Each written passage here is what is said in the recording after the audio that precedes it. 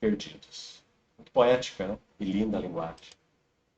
Que esse fogo interior, conservado pelo silêncio do coração, ele promova luz e calor para viajantes perdidos.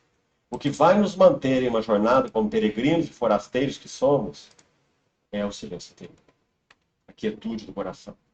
E, finalmente, o último item. Ah, meus irmãos, como isso fala para nós, irmãos mais velhos. Todos nós. A relação entre quietude e pregação. Então, a primeira coisa que eu queria enfatizar aqui. A palavra mais penetrante, a palavra mais poderosa, quando pregada, é aquela que produz silêncio interior nos ouvidos. Não é aquela que necessariamente leva todos a levantarem a mão e gritar os aleluias. Mas é a palavra que promove silêncio interior naqueles que ouvem. Pense sobre isso. Quando a palavra pregada promove silêncio interior, ela cria espaço em nós e cria espaço entre nós para que o bom pastor, o bispo de nossas almas, tome os seus instrumentos e passeie no meio de nós. Vida Como falamos no espiritual. início. Porque não há entulhos, todos que já citamos, mas os espaços estão abertos. Então, meus irmãos amados, nós precisamos retornar à pregação que revela as glórias de Cristo. Ou seja, a pregação meditativa. Preocuparmos, de certa forma, e aqui me ouço com cuidado, com critério, nos preocuparmos, de certa forma, menos em instruir mentes e mais em alimentar corações com as belezas e as glórias de Cristo. Então, concluindo, outro irmão, finalmente escreve assim: a pregação que nasce do silêncio do coração do pregador cria esse espaço interior no coração dos que ouvem e também o espaço entre nós, para que o bom pastor se mova e possamos ser conduzidos à presença de Deus. Vamos parar um pouquinho aqui. Será que tudo que temos ouvido de nossos queridos irmãos, mesmo queridos como são, tem nos conduzido à presença de Deus? A sermos ao mesmo tempo confrontados por Deus e alentados por Deus. Fogo produz duas coisas, não uma só. Fogo produz luz, né, que fala da verdade, mas também fogo produz calor. Então, senhores, esse é o ponto principal. Se nós analisarmos as coisas que ele está falando apenas no plano horizontal, ou seja, sem o Espírito Santo, nós temos uma visão equivocada. Não dá para avaliar só nesse plano. Então, como cada um de nós se confere, por isso não diz respeito ao outro. Como eu sei que eu tenho um relacionamento com o Espírito Santo? É eu e ele. Eu não provo isso para ninguém. Eu não contesto também ninguém. Mas o comportamento do outro e o meu comportamento vai mudar. Então, quando a pessoa que a gente tem contato há anos, ela não muda de comportamento, significa que por não mudar de comportamento, ela não está tendo uma vida espiritual. É isso que a gente sempre observa aqui. Então nós temos que ver isso direto com o Espírito. Não ficar só falando. É o caso de Jó. Falava, ele se achava, né? Como há pouco falamos, mas ele não era. Ele se achava. Fala do amor, acolhimento. Então, um espaço entre nós para que o bom pastor se mova e possamos ser conduzidos à presença de Deus. E para que, então, sermos conduzidos à presença dele?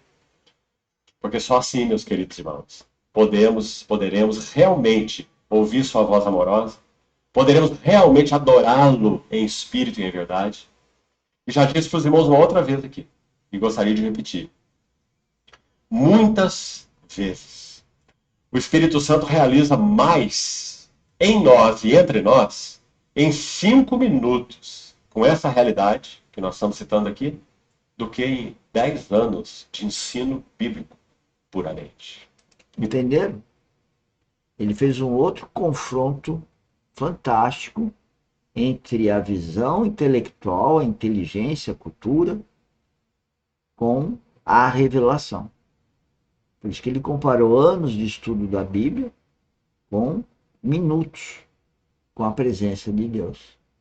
Então, as pessoas que têm a presença de Deus, as pessoas que têm o Espírito Santo, elas vão ter certeza disso, elas não precisam provar isso para ninguém. O que importa é ela ter essa certeza. E aí ela vai perceber que o comportamento dela vai mudar. Vamos dar um exemplo. Uma pessoa gostava de fazer uma certa coisa, né? Ela deixa de gostar. Por quê? Porque agora o importante é amar a Cristo, não amar, por exemplo, um filho. É mais importante amar a Cristo. Eu só posso amar a Cristo para poder amar meu filho. Então, as coisas invertem. Uma mulher se dedicava muito ao seu marido, mas não tinha Cristo. Não vale nada isso para Deus. Agora, quando essa mulher conhece Cristo, vive em Cristo e tem o amor por Cristo, aí sim ela vai saber amar o seu marido, assim como o seu filho, e vice-versa. O homem também se dedicava, amava a mulher. Mas se ele não tem Cristo, não adianta de nada para a glória de Deus, porque não vai trazer glória a Deus. Deus quer estar no comando. O governo dos filhos de Deus é de Deus, não é do eu da pessoa. Agora, quando a gente vê pessoas egocêntricas, egoístas, que vivem falando eu isso, eu aquilo, eu aquilo, eu aquilo, o mundo está girando em volta do umbigo dela. Ela não vê o outro, só vê o eu dela. E isso é hedonismo. Ela quer os prazeres dela. Ela quer viver sob a ótica das vontades dela, que é exatamente oposto à ótica do reino de Deus, onde que a vontade é de Deus, não é do ser humano, é de Deus. E é isso que a gente tem falado muito aqui na academia e vamos ficar repetindo a vida toda, né? Porque esse é o objetivo da academia, é trazer uma conscientização da vida espiritual e vivermos aqui na academia curtindo, treinando a vida espiritual, não só aqui, mas na empresa. Tanto que o meu foco na vida é fomentar o empreendedorismo geotécnico cristão verdadeiro e produtivista. Então, aqueles que trabalham conosco, também, diariamente, nós estamos falando de Deus. Nós estamos falando de que eles não usem o eu, de que eles vejam a coisa de um plano muito maior do que o plano horizontal. Porque as pessoas andam olhando o plano horizontal e julgando, acertando, não escutando. Eu vejo que as pessoas não me escutam mais. Por que que elas não me escutam? Porque elas estão sendo obnubiladas pelo inimigo. Porque elas estão no plano horizontal, elas não conseguem ter o olhar que possa vir do Espírito Santo. E dessa forma elas são cegas às coisas que nós falamos, que nós escrevemos. Porque elas estão no plano horizontal, elas estão obnubiladas, elas estão cegadas pelo maligno. E elas não conseguem ouvir. Elas esforçam e não conseguem. Por quê? Porque não estão sendo guiadas pelo Espírito Santo.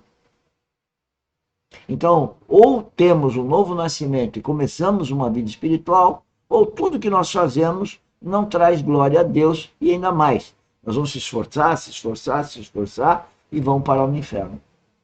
Vamos perder a oportunidade da vida eterna para ter o ganho de uma vida natural sob a ótica do eu da pessoa e não do cabeça que é Jesus Cristo.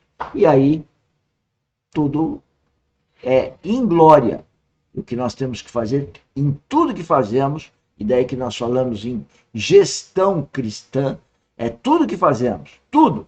O pagamento de uma conta, uma planilha, uma sondagem, um ensaio, tudo que nós fazemos, tudo. O relacionamento com o filho, com o pai, com o avô, com o neto, tudo é para a glória de Deus. Então, se eu não tiver o melhor amor, que é o amor de Jesus Cristo, eu não posso fazer nada disso, certo? Que dê glória a Deus. Mas para o mundo é certo. Para o mundo é certo. Para o plano horizontal é certo. Então, essa é essa visão que nós queremos trazer aqui. Por isso que eu peço para vocês compartilharem o nosso projeto, para que a gente possa levar a oportunidade das pessoas abrirem os seus olhos e seu ouvido do coração para que possam estar escutando o Espírito Santo. Não é bem a minha pessoa. Eu falo, mas na verdade é o Espírito que atinge seu coração. Agora, se o seu coração é duro, é gélido, se o seu coração é calcificado, você não recebe o Espírito Santo.